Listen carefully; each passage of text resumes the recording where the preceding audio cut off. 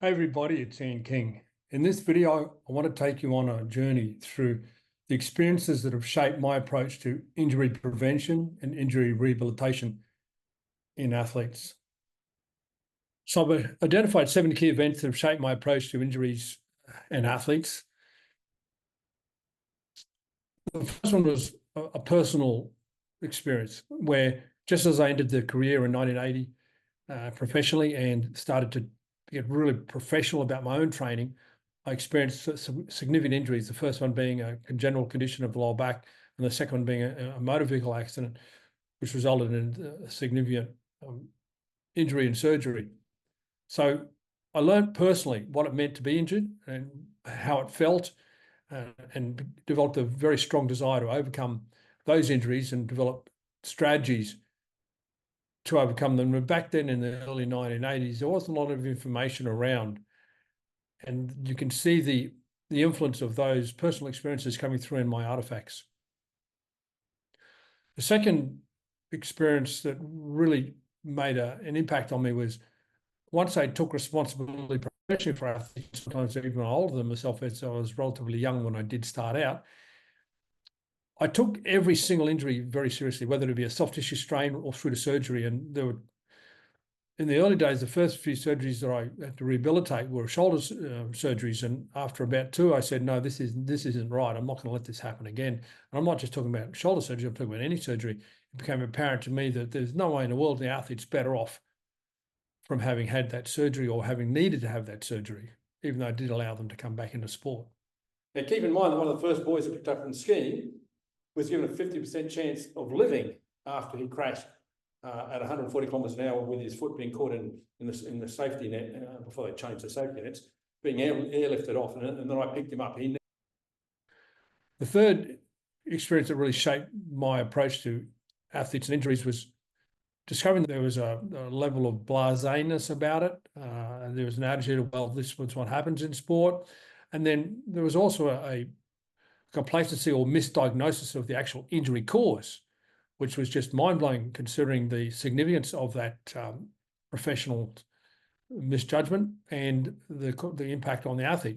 Here's an example of one of those cases. A high-profile rugby union player out of Australia in 1991 in England was driven from the top of a line out on the ground, dislocated his shoulder back, which is pretty tough to do. The doctors and the physiotherapists were telling me to leave him alone because they diagnosed that he had torn his nerves. He had 2 connective tissues dislocated from the bone. They were torn off the bone. Nobody knew, nobody cared. I sent him to an MRI. I set him up with my orthopedic surgeon. He was in surgery the next day and he came back to me. What I'm saying is that no matter the fact that he had one of the most horrific shoulder injuries of that era, he didn't have a shoulder injury for the next 8 years when I looked after him. A year after I'd left him, they put him on a dip spar and he tore his shoulder again and sat out the whole next season. Next lesson I got was the honesty needed for an athlete. So even after I developed the skill set around being able to identify injury risk, prevent injuries and rehabilitate them when they did occur, I had to get a few lessons about not holding back for fear of hurting an athlete's self-confidence. And here's an example of that lesson. The greatest lesson for me was the day I was in Canada with the national ski team, somewhere in the 90s, and I met an athlete for the first time, and he was going to be the next greatest thing in downhill skiing. He was really on track, and he couldn't really bend his knee, and he couldn't put weight in his knee. And I knew it wasn't right, but I didn't know whether to mess with his self-belief leading into the nationals, so I didn't say what I should have. He won the nationals, and a month or 2 later, he crashed and didn't ski competitively again. It took 2 years to learn how to walk. And that was one of the defining points in my career where I said, I'm not going to hold back. I just don't hold back. I could go on with examples like that. The fifth significant event for me was seeing the rewards come through on the scoreboard, in the win-loss records, in championships, records, medals, etc. And also over time, the positive feedback or the clarity of feedback from the athlete, recognizing the effort I put into ensuring they experience an injury-free career. Introduce quick Barry Lee. Barry played wing for us in 94 and not 95? Yeah. Yeah, 94. So Barry scored the winning try, was it in Durban? Yeah, it was a cross kick from Michael Miner. Yes. Yeah. Good your memory. I don't miss shit like that. You're kind of... breathe a sigh of relief. Barry was incredibly athletic. Had a crack at leg. Actually went under the wing of the chief for a while. So Barry was great to have in the team back in the day. Incredibly athletic, and appreciate him. I haven't seen you since perhaps 1994. Yeah, it's probably since then. Yeah. I ended up going overseas over there. Yeah, it was great. It was always, mate. You always knew you were training when he kicked you. It was interesting. It was like I never left school. I was always kicked out of the sessions because I was playing up and disrupting. I know you find that hard to believe, but you wouldn't want to do it in front of any other man. even when today when we were coming in, like frequently, and everyone we were walking to second A, the boys was like, I think Kingy wants you to take the stretching. Good stretch. But no, honestly, one of the most knowledgeable and especially for rehab and stuff like that. Yeah. Couldn't be better than you. So you guys are training under doing some coaching. Doing some really good hands. He's worked with a lot of bodies and well, appreciate it. It's been great to catch up. Anyway, shit, I've been watching you from a distance.